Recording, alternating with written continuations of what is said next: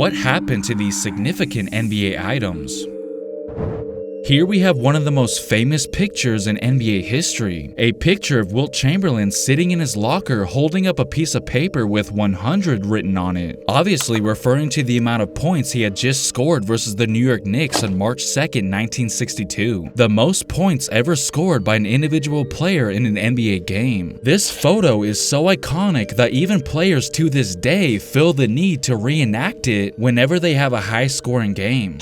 Just the other day, I randomly asked myself, is that exact piece of paper even around anymore? Remember, this ain't just any old piece of paper. I truly believe that it should be framed and hung up somewhere, but apparently at the time, no one had the sense to not throw it away. Trust me, I tried looking for any information on where it might be, but unfortunately, my efforts led to nowhere. I hate to say it, but maybe this legendary piece of paper is no longer with us. However, the next big thing I would imagine is the official score sheet from that game. This is actually pretty significant considering there isn't any footage of the game. Sure, it might not be as cool as the 100 paper he took this photo with, that definitely gets a lot more love, but at least this score sheet was autographed by Wilt after the game, adding to its value, and was eventually sold in 2019 for a whopping $214,000. Another item that is definitely worth mentioning from that night is the actual game ball that was used in that 100-point game. The story goes that a kid named Kerry Ryman allegedly stole the ball after the game and would eventually go on to sell the ball in the year 2000 shortly after Wilt passed away for about $550,000. That was until questions were raised about its authenticity, ultimately only selling for around $67,000 in the end. As expected, many people were skeptical about Ryman's story and how he was able to get his hands on that ball so easily, but there's just as many people who do believe him as well. In fact, they saw him take the ball with their own two eyes. I talked with a number of people in Hershey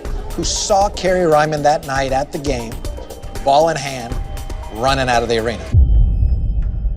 Whenever the infamous Pistons-Pacers brawl, aka the Malice at the Palace, is talked about, the only thing that people seem to really care about is who is the person who threw the cup at Ron Artest. You know, the cup that started it all. We eventually found out that it was this man named John Green. So as of today, I'm more interested in solving the mystery of where is that cup now? I'm probably one of a handful of people who actually wonders about that. Where is that cup? Of course, I did a quick Google search and came across an old article from 2004, the year in which the fight occurred, that stated, an item purported to be the cup thrown from the stands at Pacers player Ron Artest last Friday night was on eBay for less than 24 hours after bidding went out of control. The cup, listed for sale by someone from Sterling Heights, Michigan, was put up for auction Monday, but the bidding was closed on Tuesday afternoon when the price went up to nearly $100 million, which I assume was some sort of troll. In the description of the cup, the seller wrote, "No sports collection will be complete without the addition of this vintage championship collector's edition beer cup. Simply a must for all Artest fans." There were also several photos of the cup hitting Artest, though there is no way to prove its authenticity. Now, whether any of that was a legitimate report is unknown. I also stumbled upon a Reddit post from 10 years ago by a user who claims to have that cup in his possession. He goes on this whole spiel about how he was gifted tickets to that game for his birthday, and that he actually saw John Green throw the cup at Artest. He says that he never took his eyes off the cup the entire time, and once the security guards demanded that everyone leave the building in a calmly manner, he and his girlfriend retrieved the cup.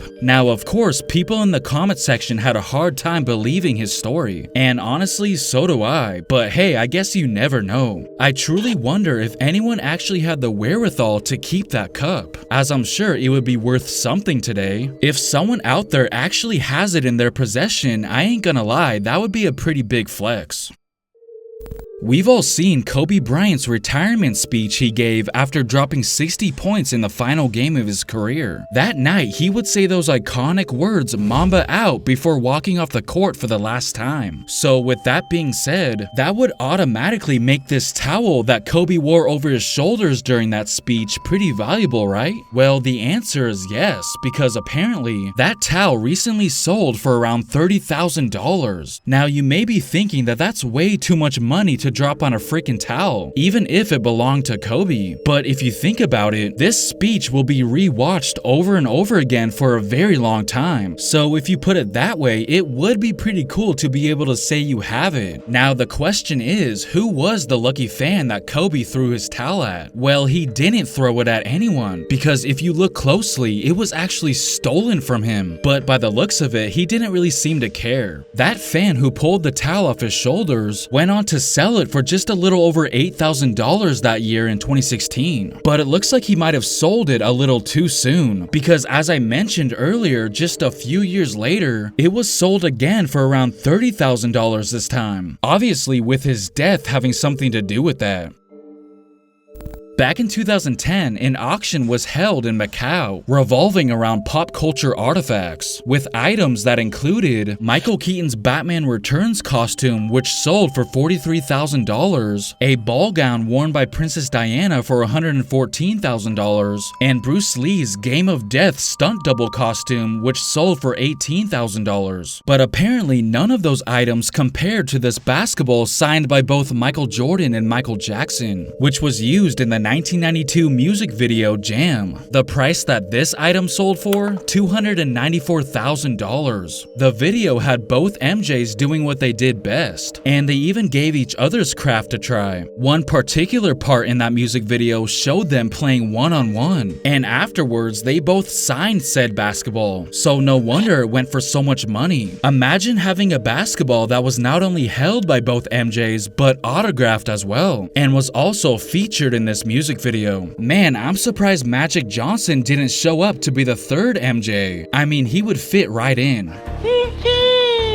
I don't know about you guys, but whenever I watch this clip of Steph Curry throwing his mouth guard towards the crowd right before getting ejected in Game 6 of the 2016 NBA Finals, a random thought always pops in my head: whatever happened to that mouth guard? So I finally looked it up, and at first I thought I found the answer. There are multiple articles stating that a Steph Curry used mouth guard officially sold for $3,000 back in 2016. I automatically assumed that it had to be the one from the throwing incident in that year's finals, because again, every article said 2016, but apparently all those search results were about a completely different Steph Curry used mouthguard that just so happened to sell for $3,000 around the same time. This one, which has Curry's name and number as well as the Warriors logo on it, was picked up by a fan after Curry had left it on the bench earlier in that 2016 regular season, which is cool and all, but just imagine what the value of this one from the 2016 NBA Finals is, if that's how much a regular season one went for. You can clearly see this guy pointing to the mouthguard on the ground, and then proceeds to pick it up and put it on the scores table. But unfortunately, there's been no word on who wound up with it. Curry said that he never got it back. So apparently someone out there still has the now infamous Game 6 mouthguard. We just don't know who. Now, if you think buying a used mouthguard is weird, wait until you hear this. Back when Luca Doncic was just a rookie, one fan took the get-rich-quick scheme to a whole new level. Believe it or not, what you're looking at was an actual eBay listing for a piece of Luca's game-used chewing gum. That's right, a piece of gum that was literally chewed by Luca. Here's the eBay seller's story. Quote, "I saw him spit out the gum in the first quarter behind the goalpost, and I knew I had to retrieve it after the game. It also came with the program and ticket stub as well." The game he was referring to took place on January 27th, 2019 versus the Toronto Raptors. That was the game where he supposedly obtained the gum. So how much exactly was this seller asking for? Well, as you can see, the starting bid was set at $10,000. The listing was also posted on Reddit, and predictably the reaction it got wasn't all that great. And lastly, we got an interesting backstory of a piece of gum that was chewed by LeBron James. I am here to talk to you about something that I found very interesting while I was moving back to Akron, Ohio. And my mother had told me a number of years ago that she had bought something of LeBron James's. And as you can see here, it is a green piece of, I think, bubble gum that is signed by LeBron James in 2005, that he actually took this gum and placed it underneath the podium before speaking, which was then signed and auctioned off later. My mom paid $500 for this signed autographed piece of gum. It was a nice little different thing to have because it had LeBron's DNA.